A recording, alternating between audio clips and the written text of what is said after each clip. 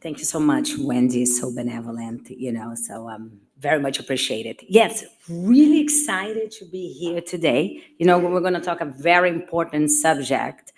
And it's so interesting because you just said about this. Please take a look at the campaign. We actually invite men to take a pregnancy test, so it's kind of a lot of fun. So just going back, I'm going to make this very, very fast. We have this amazing panel.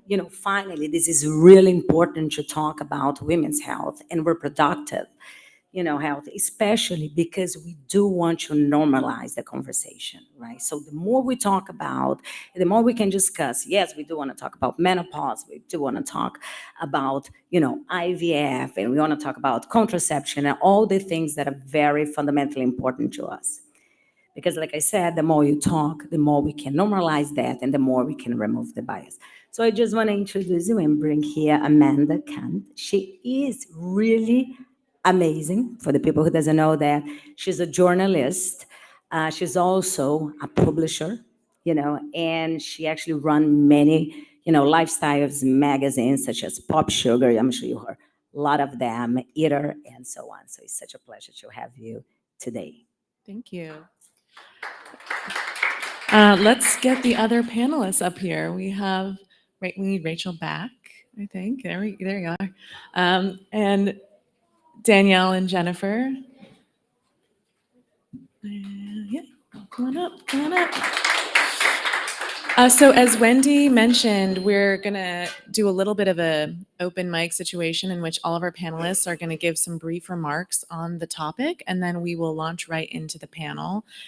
So we'll do like 3 minutes each. I don't know if you want to kick us off at the podium, or you could sit right here. It's fine. Should I go? Yeah, I'll just stay. yeah, just stay. It's Cozy up cozy. here. It's cozy. It's nice. Hi, guys. I'm Jen Starr from Nextdoor. First of all, I'm so honored. How's everyone's can so far? Is it good? So great. It's nice to be in some air conditioning right now. My focus today is really going to be, and the work that I get to do at Nextdoor is around the essential nature of community in the conversation of reproductive health. You can not talk about reproductive health in the challenging landscape, access to care, without acknowledging the really essential role that community plays. Your access is local. Your care team is local. The women in your network, your tribe, or your neighbors, your friends, your family. And that community is really essential when you're approaching any kind of conversation or journey around reproductive health and reproductive rights. I had the opportunity to start my week this week by attending a luncheon that showed this in practice. It was a really kind of perfect moment. So this luncheon was meant to create a safe space for women in our industry with the aim partially of combating loneliness. And in that format, two very high achieving, very impressive women took the opportunity to open up about their personal fertility journeys and in one case, pregnancy loss. And in that moment, it confirmed for me what I deeply believe already, which is that without creating these safe spaces, being intentional about them, these conversations aren't going to happen. We aren't going to normalize this very important topic. And so those two women had the opportunity to impact everyone around them because the Wall Street Journal, the List, and WPP were intentional about creating a space to have a community and have that conversation. So I just want to say that that challenge is incumbent upon all of us to reach out and across to the women in our networks, in our communities, both professionally and personally, to facilitate those conversations and make sure that you're creating community for those around you. Rachel, go ahead. Sure. So I'm back to talk about something much more serious than the girlies. So my team has led some research that we did a wave one when Roe was overturned on the last day of Cannes in 2022, which was devastating, to say the least. And the first wave of research looked 3 months post Roe being overturned and the Dobbs versus Jackson ruling, how people were feeling in the United States. And we specifically looked at folks who are disproportionately affected by lack of reproductive access. Women, specifically looking at women of color, transgender women, transgender folks in general, low-income folks, and really honing in on the people who have the most material effects on their lives by not having choice around their bodies. The insights that we saw were disturbing and sad and alarming. Most people felt, regardless of their identity, from men, women, non-binary folks, LGBTQ, across races, ethnicities, ages, people felt scared, afraid, and lonely. There obviously were some differences based off of background, geography, et cetera, political affiliation. But by and large, we saw that the overwhelming majority of people had very negative feelings about what was happening. So we roadshowed that research with some of our clients. We debuted it at Advertising Week in 2022. And then in spring of this year, we decided to do a wave 2 of it, given all of the horrific legislative change happening in the United States, from IVF bans to, when he talked about mifepristone being potentially banned, and luckily the Supreme Court tossed that. Let's hope that sticks. To women dying and being put in very dangerous health situations in states like Texas, Alabama, and other anti-choice states. So our wave 2 of the research revealed even more scary insights about how people are feeling. These sentiments around loneliness, isolation, fear, etc., all increased, again, especially amongst the groups who are most disproportionately affected by lack of reproductive access. Particularly, we saw those numbers going up around the LGBTQ plus community, which obviously makes sense given all the legislation and talks of legislation happening in the states, as well as with women, particularly amongst women of color. I can go on and on about some of the research, insights that we saw, and we'll talk about that in our discussion. But all that to being said, what we saw in our data, I think, pointed to some very simple truths, which looked really at what does the private sector need to do about this very significant issue that candidly is going to affect the economy. When Roe was passed in the 70s, the GDP of the US shot up. I hate that we even have to talk about healthcare and context to money, but that's sometimes how you get business leaders to listen. And all that to being said, what I would like people to take away from this is that when we talk about reproductive health, it is intrinsically aligned and connected to business, and you cannot disconnect the two. So as much as business leaders might not want to talk about politicization of certain issues, it is intrinsically tied to their business. So we have to think about it through that lens, in addition to the very material human lens of abortion, reproductive health, transgender health, et cetera. Thank you. Renata? It's so interesting for you to say that, because just building a little bit what you're saying, and I'm going to talk more about the creative perspective, okay? So, you were talking about how people feel, and I always did a parallel comparison between advertising and journalism, because, I know that's your background. At the end of the day, advertising should be a reflection of how people think, right? It shouldn't be that discrepancy, right? You should be showing women in a very authentic way. You should really make it everything you talk about, Rachel, normalization as well. And, and at the end of the day, I just want to say that we do have very much the power to change that. Because just giving an example a little bit of the work that we do at Ogilvy, right? We have the campaign with Dove that starts very much into the young, really focus on teenagers and really understanding. We just launched a campaign this year that they call 10 by 10. And it's basically we are questioning, since when a 10-year-old doesn't look like a 10-year-old anymore? Because you go in TikTok and you see these young girls and they're actually selling Botox. I'm not kidding. They're promoting that. So I do think that a brand and an advertising, they should be able to stand for something and have a point of view, right? We saw the panel before and we had this young girl, incredible, brilliant and smart. And she said, well, the power is with the advertising, they control what we see. No, I do believe that we actually can challenge that coming from the advertising point of view, standing for something and saying, a brand, we're not going to just sell the products. We are going to actually build a society that we believe, that we stand for, that we want to live in. And most importantly, treat women with respect and authenticity. And I think that's the reason that we are here, because you go from the research that they just talking about, what we do with all the information, and what do we build from it, and how we communicate and create a message or a campaign that really motivate women to do one thing, which is actually advocate for what they believe and talk about what is important to them, such as women's health and reproductive health. So I think that's what is relevant. Thank you. Jennifer, back to you talking about community. I know you think about this a lot at Nextdoor. What do you think the role of community is when we're thinking about women feeling isolated when they're going through reproductive issues, whether it's about fertility, loss of a pregnancy, trying to find an abortion, or anything like that? How can community help? And then how should a woman go about finding this community?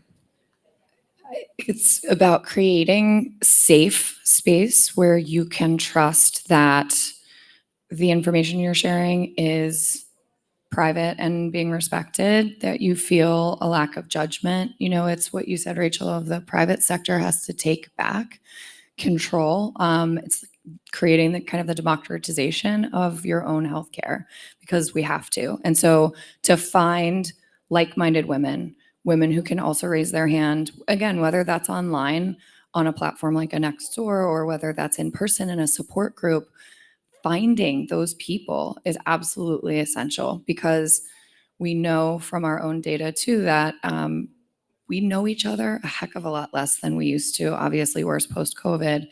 And so if you are alone facing something that feels insurmountable, that's medical, that's complicated and emotional, and you add isolation, that's a recipe for disaster. That's right back to the mental health conversation we were having before. And so finding those people, finding your tribe, and then being able to trust that you're operating in a safe space without judgment, without any predatory behavior is really important. That's why I think privacy is an essential part of this conversation. And then I think having a place where you can go, again, both URL and IRL is really, really important. Right. And do you think people are more open to discussing these issues now because of the moment we're in? Are those conversations happening more readily, or are people Yeah. more afraid now? I sure hope they're having it more. It's absolutely crucial. Rachel, you talked about some data that you've been gathering, and I know you did the 2 waves of research, and you mentioned how the figures changed. Can you give an overview of what are the main things you see, anything that's most alarming to you about the difference just in the 2 years? Yeah, I talked a little bit about the sentiment and an increase in negative feelings, although in wave 1, the feelings were already very negative, because there was, when we ran the research in wave 1 in late summer, early fall of 2022, there was still a lot unknown of what was going to happen.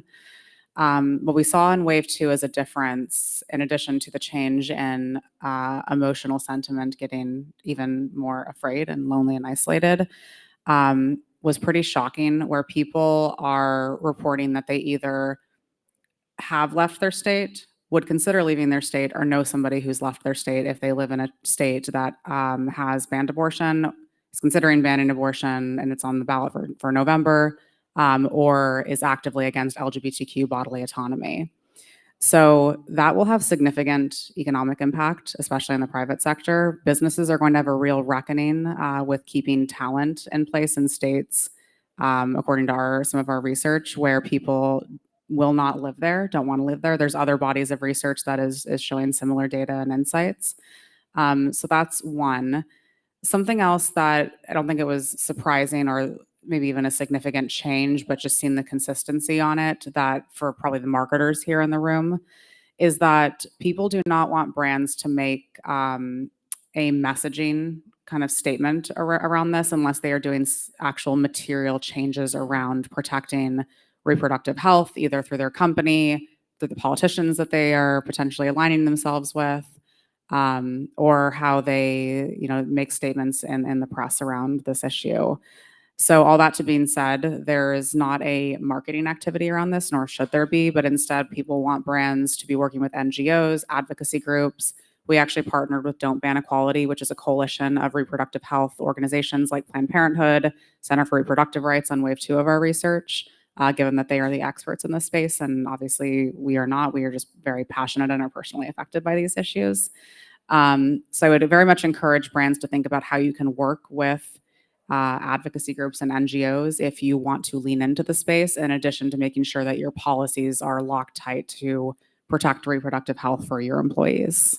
It's so interesting because I feel like companies, brands, publishers, they all want to have a statement when something like this happens. And it's interesting that people don't really care, because it's like you either need to be solving the problem or don't even go there. Yeah, for sure. I think, if we all just like pretend to take off our marketing hats for a second and just think as people, if you're seeing statements from any organization right now about the many atrocities happening in the world, a lot of it is ringing really hollow, because there hasn't been significant change in a positive or progressive way. And right now, what we need is action and less words and conversation. And so for the private sector's role, is it mostly pairing with NGOs, or is there another piece of advice you would have for the private sector? Yeah, working with NGOs and the experts is obviously first and foremost. A second piece of advice that we lean into in the research is think about, especially for the media people in the room, thinking about who you are investing with, who you're working with. A lot of our data showed that there is a lot of mistrust in media right now around the topic of reproductive health. You can insert the types of media partners that I might be talking about. But across the spectrum of political ideologies, there's a lot of mistrust in how they are covering this issue. And what we saw is that, I think this was one of the most surprising insights for me, that people, especially young people, Gen Z and some millennials, trusted influencers in social media, which makes sense because it's real people talking about their abortion story, their struggles with birth control, their issues with transitioning if they are transgender, et cetera. So I think there's a lot of conversation and supporting, as I talked about in the previous talk, about investing into women's media, women-owned media in particular, working with creators and influencers who are aligned with your values. That's not only just a purpose initiative, that's, in my opinion, also a reputational risk mitigation issue. If you're spending a lot of money with a media partner who is misaligned with everything that you say that you stand for, that's a huge reputational issue for brands and businesses. So another thing that we do recommend is thinking about making sure that you're aligning your own values as an organization with who you're actually working with in media and marketing. Yeah, and I love that that goes back to the ownership level as well. It's not just about what they're covering, but who is behind the scenes. Exactly. It's the full spectrum of media. It's exactly it. Similarly, Renata, what do you think the role of advertising should be, and also the pharmaceutical industry, when it comes to women's reproductive health? That is a very good question. And I'm going to start building what you said, right? You said, people in today's world, they just going to believe what is very authentic, right? And for me, it was so interesting because I came here and I saw your presentation, Rachel, and you had the picture of Fearless Girl, right? Which is a campaign, by the way, that started with Devik and Rob Riley when they were in McCann before Rob came to WPP and Devik, of course, to Ogilvy. And I think, and that for me answers really well, because you had, your screen was just divided in half, and you have women as objectivation, and then you had the Fearless Girls. So when you can create, and we're here, right, when you can create a campaign that is so powerful, that becomes an icon and a symbol of everything that we represent, I think that's when we reach, the role of advertising really was able to go beyond just a product benefit, but actually being part of what we call pop culture, right? But in order to do that, it has to be very much what you said, Rachel, and you, Jennifer, like you need to be authentic. And it can be like a one thing, because nobody's going to believe in a brand that you just did one little thing that it was very fantastic. With the work that we do for Dove is being years and years, right? Over 40 years with the same platform, and it's all about advocating for women. So we do not change. It always that is very much into synergy of the mass, of the campaign and actually the platform. And then when it comes to the pharmaceutical companies, I do think that it's very interesting, because I think the pharma industry, they actually have the power to create products that really benefit actually women, right? Think a little bit, for example, how many products do you have for men, even like sexual dysfunction, right? You go from Viagra and you have a list of products. How many products do you have for women? That is actually in the same category. And yes, there is research and all that, but I think that once you can unite the people who produce these products for women that can actually help, and then really the people that, like me, that is in advertising, that communicate something powerful, right? Then you really explain the role of bringing that together and advocating and doing things that are relevant for the target, right? And I think that's one of the main important things and the main function that we can do. Right. Like it goes back to what Wendy was talking about even the clinical trials that they do on women and how rare it is, and comparing to how much is done for men, and coming up with products that we actually need and then advertising it to us in a way that is compelling. And I think there's a big gap there. But it is interesting you talking about how the pharma industry banded together for mifepristone and to make sure that we have access to it. I mean, obviously they would do that, but I'm glad that they did, fighting against those pressures. I want to ask you, Jennifer, about the important considerations that brands should keep in mind when they're communicating with women around reproductive health. And this is actually a question for all of you. Like, what if we're talking about reproductive health, whether it's kind of endemic to their category or if it's really outside their category, but they want to speak to the issue, what should they be keeping in mind? I actually am going to ask Renata. So when you were describing the way you're asking brands to show up, we have all said an authenticity, you have to walk the walk, right?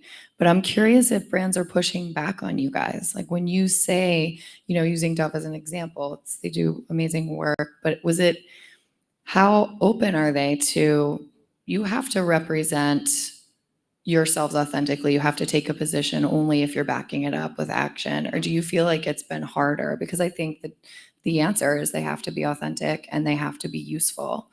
Do you feel like they're ready?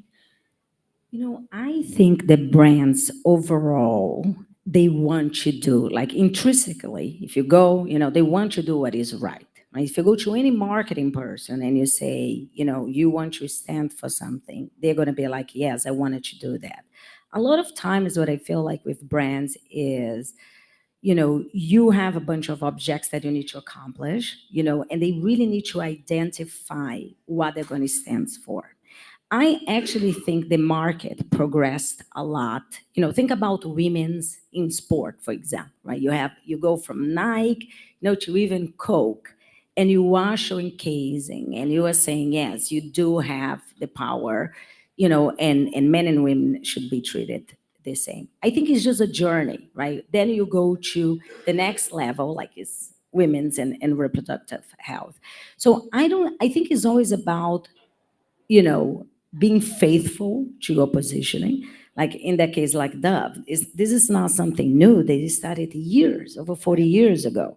So when you have a brand that the core and the essence of what they believe in their positioning, then I think it's much easier for you to advocate, right? But I do think that I do think that there is an opportunity to keep going in that direction, especially not because of a position, more about information, right? When it comes to women's health, there's a lot of misinformation out there. Like people still come to, I give just two examples, and then I pass the microphone.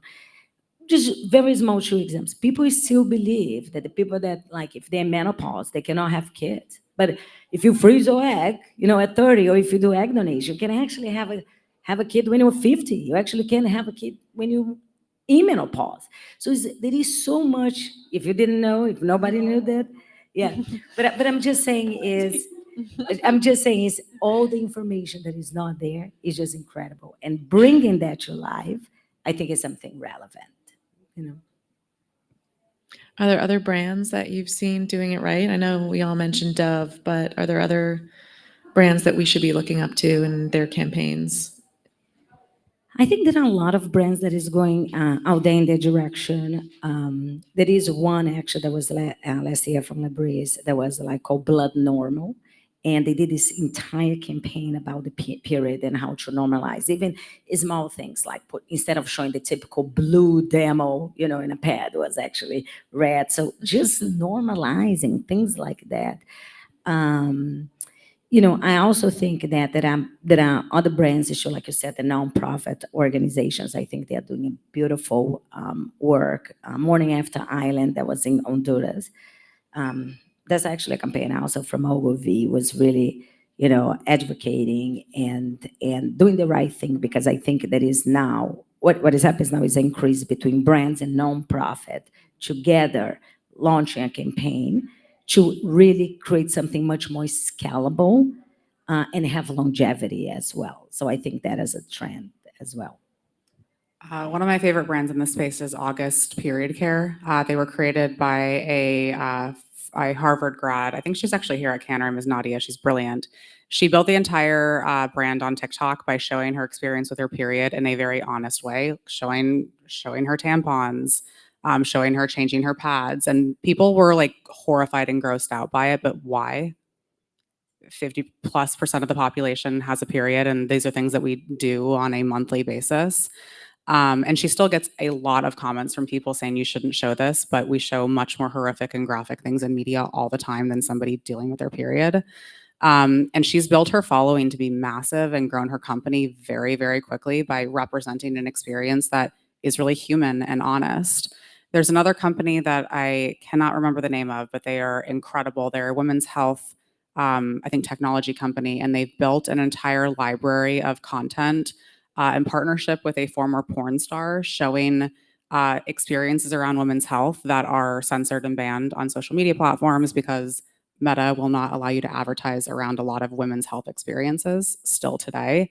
So this platform has created video streaming showing women dealing with things like how to breastfeed, how to change your tampon, how to insert all the things that Meta will not, or TikTok too, will not allow to show on their platforms.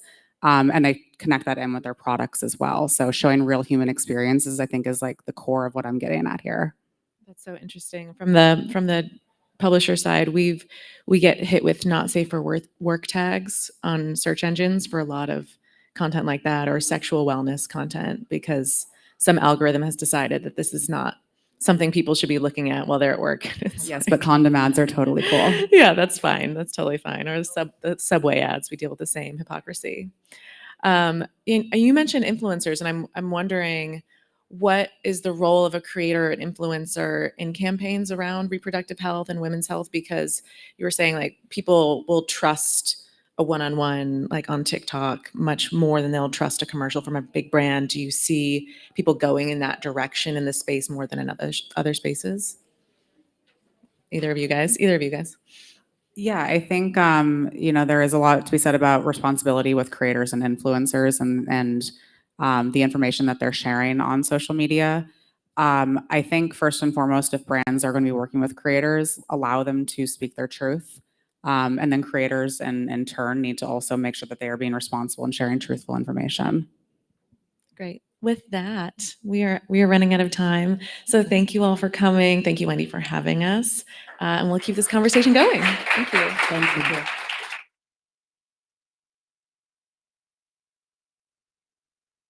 Today for Women's Health. We'll be back tomorrow talking about maternal health, menopause, women over 40 and how they are in the media, as I mentioned before. The only request I have of everybody is please use your voices, talk out there. You're at Cannes, talk about these things. Brands can do so much. You guys can do so much. Use your social channels, loud, proud. We're depending on everybody to come together to do this and support each other. So thank you all, and have a great afternoon.